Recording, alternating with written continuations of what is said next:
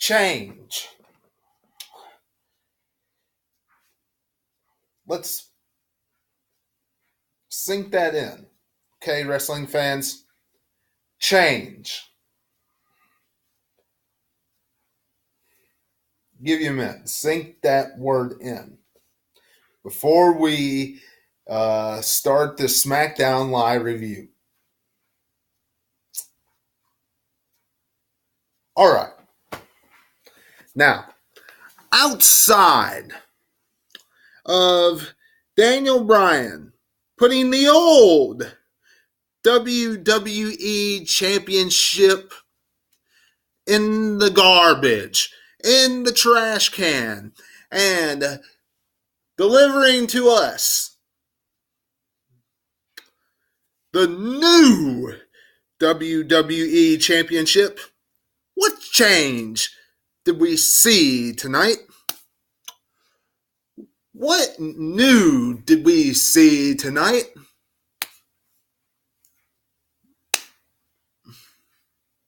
Nothing. Absolutely nothing. Some of you are going to sit there right now as you're watching this as we speak and say this. Shinsuke Nakamura and Rusev Day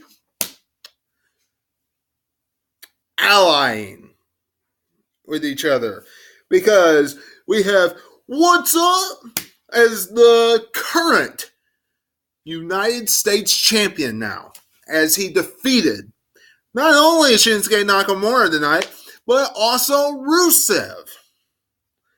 And then, of course, Rusev and Shinsuke Nakamura had their way with R-Truth by absolutely destroying him pillar to post, limb from limb. If you consider that change, if you consider that new, here's to you. I'll drink some of my Yoo-Hoo for you.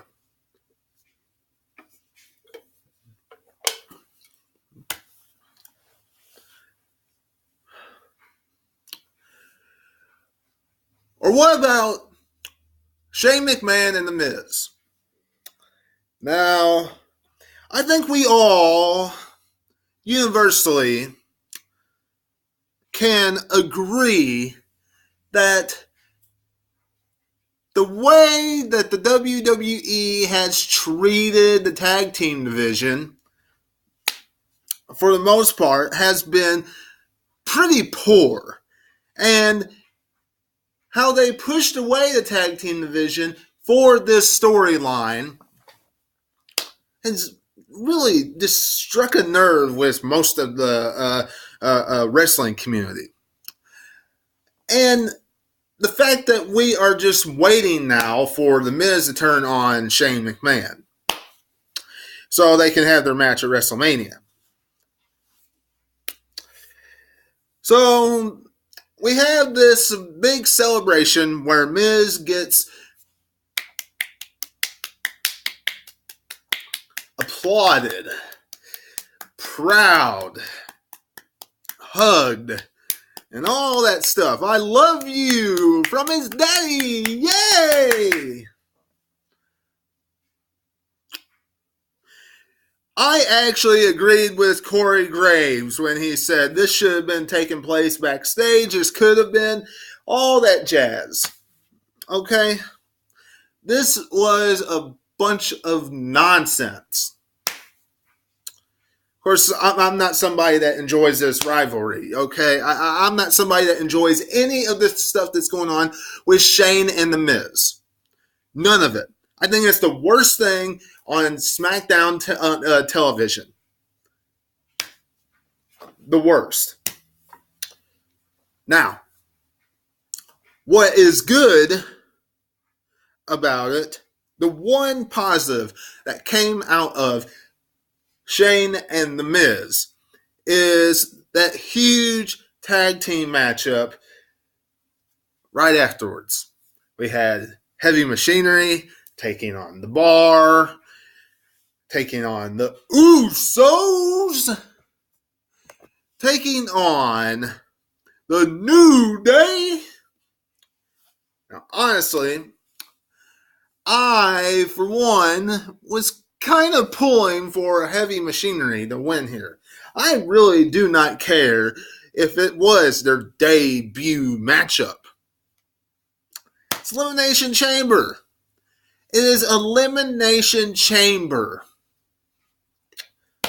Wouldn't have been nice to see somebody else for a change on a, I don't want to say a rinky-dink pay-per-view, but a pay-per-view that does not mean as much. Now, I do get it. We are on our way to WrestleMania 35, and WWE is going to put on the best that they can on their way to WrestleMania 35. And what better way to do that than going with one of, and that is not just what they said on WWE, it's just a fact, one of the best tag teams in the WWE today, if not the best tag team in the WWE today, the Usos taking on Shane McMahon and The Miz. Absolutely fantastic. A matchup that should be the Usos getting that opportunity. You know they'll bring Shane and Miz to a good matchup, without a doubt. But if it was not on the way to WrestleMania, I would have really liked to have seen Heavy Machinery get that spot. Because we know the Usos aren't going to win. We know Miz and Shane are not going to drop those titles until Fastlane. And once they drop them at Fastlane, that's when Miz and Shane will start building for their match at WrestleMania. It only makes sense there. Okay? Now, Rey Mysterio and Andrade.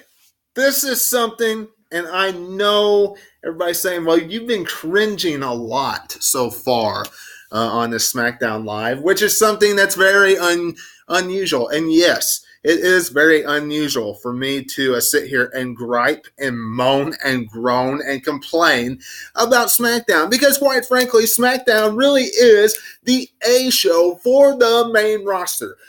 SmackDown is the show that everybody universally enjoys on the main roster. Okay? SmackDown is the show people go to through the week. But it's just, thank you for tuning in. Thank you for giving us a show to watch, WWE. But let's face it, parts of this show is just blah. The majority of it, I kind of like the direction they were going in. But parts of it was just like, what the hell are you doing? I mean, what are you doing? Seriously. But Rey Mysterio versus Andrade Cien Almas, this whole rivalry that they've been doing, Rey Mysterio came out for a matchup, and I am very glad, very, very glad they did not give us another match between Andrade and Rey Mysterio. Very glad. They did give Andrade attacking Rey Mysterio once Rey Mysterio was already in the ring. DDT, brutalizing him. It was great. Fantastic. Loved it. But he did not need to have another match with him yet. This needs to build to the pay-per-view as kind of a mid-card, undercard matchup. Something along those lines. That would be great for Elimination Chamber. You don't need to have this on SmackDown again until Elimination Chamber. You just don't. Have another promo going into the chamber. You got 2 weeks. You can do that kind of stuff leading into Elimination Chamber. I would enjoy that. As far as, I know I briefly touched on this, but as far as the R-Truth, Rusev, and Shinsuke Nakamura, this whole thing, I really feel like what they could do with this, because they're playing off R-Truth possibly being injured. Okay? If he is injured, if they play off R-Truth being injured, all right, because I don't see him keeping that title very long. So if they play off him being injured, have an actual tournament for the title. If you have a tournament for the United States Championship, that will bring some prestige back to the title. It will. That will bring some prestige, some glory back to the championship that has been long gone for quite some time now. And that is something that title needs. Quite frankly, Intercontinental Championship needs the same thing. It doesn't have any prestige on it right now, but I'm not going to get into that right now. Now, if you do that, that'd be fantastic. If they play off that R-Truth is actually hurt. Now, if R-Truth is not hurt and he is going to defend the title, have him have a little run, okay? Don't have R-Truth go in there and lose the title next week, okay? Have him keep it at least Fastlane. Okay? He can do his 7-second dance break and do all this jazz and have a rivalry through promos and all that kind of stuff. Him and Carmella have a good stick. Have some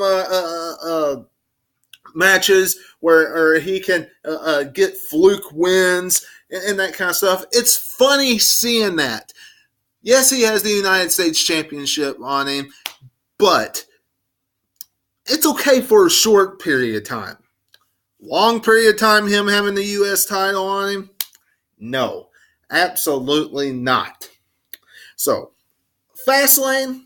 All right, absolutely. After Fastlane, have him drop it at Fastlane and build to a rivalry on the way to WrestleMania that actually means something. Okay? That'd be cool to see if they do not play off R-Truth being injured. Now, Becky Lynch and Charlotte. Some of you are going to like what I'm about to say, and some of you are not. If you agree with me, great. If you don't agree with me, great. Let me know in the comments below. If you disagree with me, go on your channel and tell your opinion. That's why we all have our channels on YouTube. Okay? When you look at the promo that Becky Lynch and Ronda Rousey cut on each other last night on Monday Night Raw, which, by the way, go check out that review, plus Dean Ambrose leaving WWE. Go check that out, amongst everything else that I did this week. This week. Royal Rumble review, amongst everything else so far. But if you look at Rousey and Becky Lynch's promo.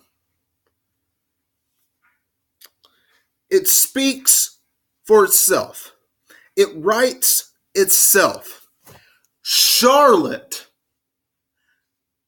has no business, absolutely none, being in the main event with those two at WrestleMania 35. Now, we all know that she's going to be. We all know that somehow Charlotte Flair is going to make her way into WrestleMania 35. Because Vince McMahon wants her to be there. But if you go back to Monday Night Raw and you watch that promo that Becky Lynch and Ronda Rousey cut on each other, she does not need to be in it. She has already had her match and stuff with Ronda Rousey. Leave it alone. Let Charlotte have a nice, huge rivalry with someone else on SmackDown Live.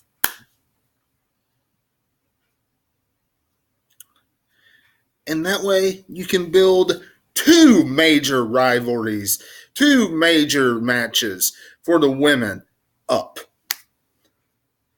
Some of you are going to like what I just said. Some of you are not. Sorry if you don't. They brawled after they cut the promos on each other tonight, which pretty much laid out that Becky Lynch is proud that she had to fight her way through being on the pre-show last year, amongst other things. And now she's in the main event. She wasn't handed anything. Charlotte rubbed some stuff in her face when she came out, wooed, and then they brawled. After Charlotte got punched right in the face by Becky Lynch. And then Charlotte ran up the ramp and attacked her. It was a pretty good start, but this does not warrant Charlotte being in the main event of WrestleMania 35. It does not. It doesn't. And I will continue saying that until I'm blue in the face. Won't change a thing, but I will continue saying it. And of course, come Elimination Chamber, we're going to see Daniel Bryan defend the WWE Championship against Randy Orton, AJ Styles, Samoa Joe, Jeff Hardy, and Mustafa Ali. This should be a great contest. I still think, like I mentioned earlier, the WWE Championship looks worse now. Absolutely pathetic. A tan piece of garbage.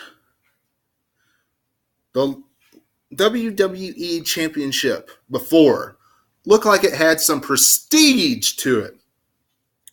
And it's in the garbage. And now the WWE title looks like the Universal Championship, except it's tan. I don't know what in the world WWE was thinking when they laid that title out. But that's awful. But whatever the case, should be a good Elimination Chamber matchup. That's the Elimination Chamber match I'm really looking forward to. Honestly, I'm not looking forward to them with them crowning the SmackDown women, or not the SmackDown, but the women's championships, tag team titles inside the Elimination Chamber. Quite frankly, speaking of that, Mandy Rose and Sonya Deville are just throwing their names in there. Last night on Monday Night Raw, they had to earn their way into the Elimination Chamber. SmackDown, they get to just throw their names into the Elimination Chamber. I see how things are different between each show. Doesn't make much sense. Whatever the case. I hope you enjoyed this SmackDown Live review. If you did, leave me a big thumbs up. Subscribe, hit the bell, amongst everything else. And until I see you again, I'll catch you on the other side.